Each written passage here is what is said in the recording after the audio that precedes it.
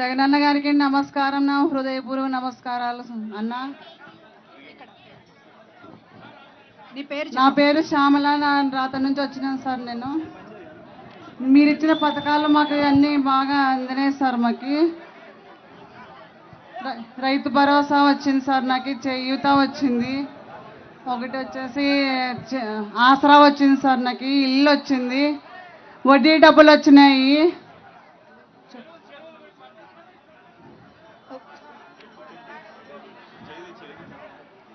నువ్వు చేయి పట్టుకోక, మా అమ్మకి ఇచ్చేసి. నాకు ఆసరా డబ్బులు వచ్చినాయి సార్, నాకు చేయూత వచ్చింది, రైతు భరోసా వచ్చింది, వడ్డీ డబ్బులు వచ్చినాయి, జగనన్న తోడు వచ్చింది, ఇల్లు కూడా వచ్చింది సార్ నాకు. అయితే మాకు ఈ కళలు నెరవేరకపోయేవి, మీరు వచ్చినందువలన మా కళలు ఈరోజు నిజమైనాయి. ఈ జగనన్న మళ్ళీ మాకు ముఖ్యమంత్రి రావాలని కోరుకుంటున్నాం సార్. మాకు ఇది ఎవ్వరు వద్దు సార్, మీరే రావాలి. మీలాంటి వాడు రాడు రాబోడు, మీరే రావాలి సార్. మాకు 6 100 106 మీరే కావాలి సార్. మాకు జై జగన్, జై జై జగన్, మేము సిద్ధం సార్. ఏం పేరు అక్క? మీ పేరు? అమ్మ పేరు చెప్పండి. అక్క పేరు ఏం పేరు? మాట్లాడిన అక్క పేరు? అక్క పేరు చెప్పండి. రాతన సార్, మాది శ్యామలాదేవి. నేను థ్యాంక్ యూ అక్క. సిరిదేవమ్మక్క మా అక్క సొంతం. Thank you sir. సార్ ఒక విషయం సార్, రైతులు చాలా ఉన్నాము, మాకు ఈ రైతు రుణమాఫీ చేపిస్తే సార్, మీరు ఇంట్లో కూర్చున్నా మేము వయసు గెలిపిస్తాం సార్. ఓటునికి చాలా క్లిష్ట పరిస్థితుల్లో ఉన్నాం సార్, రైతులను ఆదుకోండి సార్. మీరు వరాలు కోరితే ఇచ్చే విష్ణుమూర్తిలా కనబడుతున్నాడు అన్న మనకి.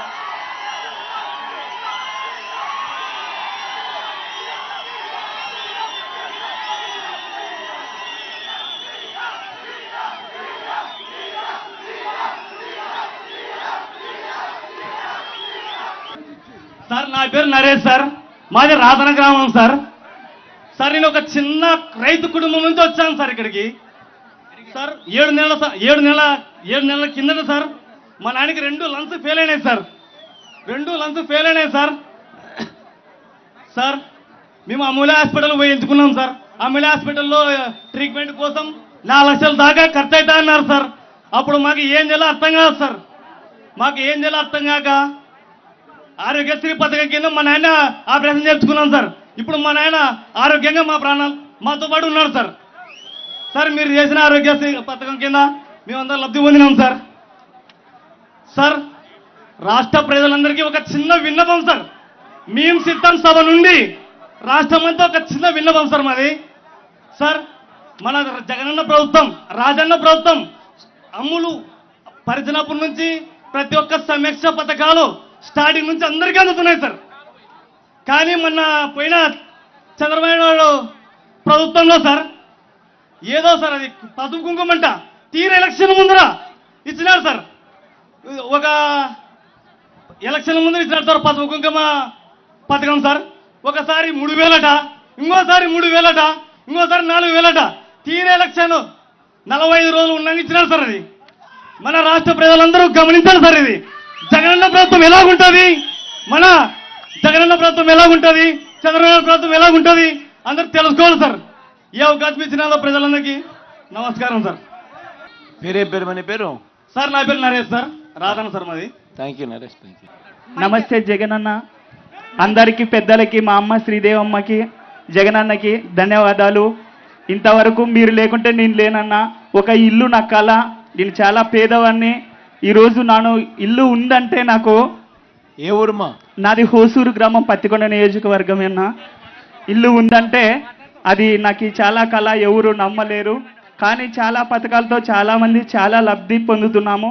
కానీ ఇక్కడ వచ్చిన ప్రజలకి, ప్రతి ఒక్కరికి మన భారతదేశం, మన రాష్ట్రం వైపు చూసే విధానంగా కరోనా సమయంలో మీరు చాలా ఆదుకున్నారన్న మమ్మల్ని.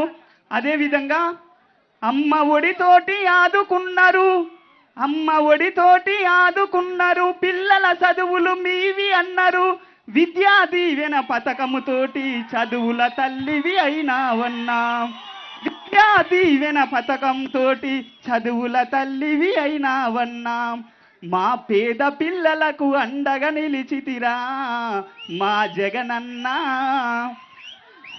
పేద పిల్లలకు అండగా నిలిచితిరా మా జగనన్న, చీకటి బతుకులో వెలుగులు నింపితిరా మా జగనన్న.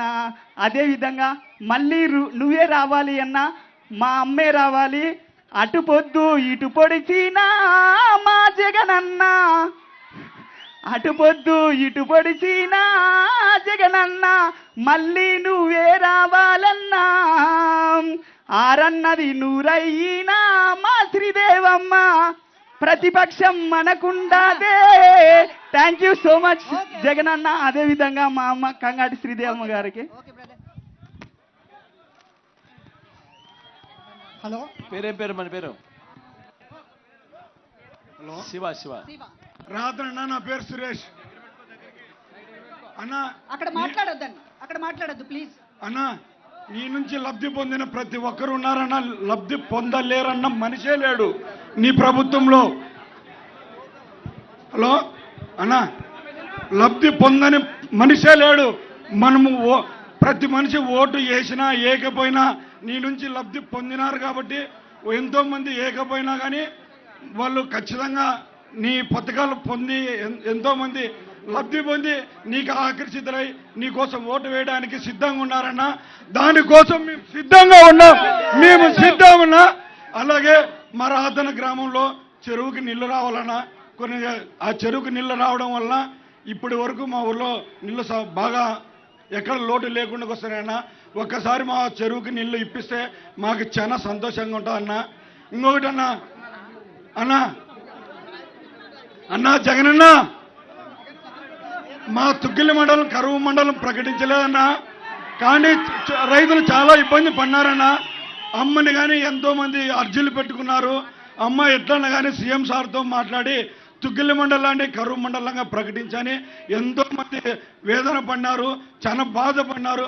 దానివల్ల ఇప్పుడు ఖరీఫ్కి లభించిందన్నా ఈ అవకాశం. కానీ నీ నుంచి వచ్చిన గొప్ప అవకాశం అన్నా ఈ తుగ్గిలి మండల ప్రజలకి. అలాగే అన్నా 2024 మీరు సీఎం మాకు కావాలన్నా, కాకపోతే మా లాంటి యువకులు చాలా ఇబ్బంది పడిపోతామన్నా. వేరే ప్రభుత్వాలు వస్తే మా లాంటి యువకులు చాలా ఇబ్బంది పడిపోతామన్నా. కాబట్టి నువ్వు ఎట్టి పరిస్థితుల్లో మాకు కావాలి. నీ కోసం ఏమిటికైనా మేము సిద్ధంగా ఉన్నాము. ఏ ప్రాణాలు ఇవ్వడానికైనా నీ కోసం సిద్ధంగా ఉన్నామన్నా.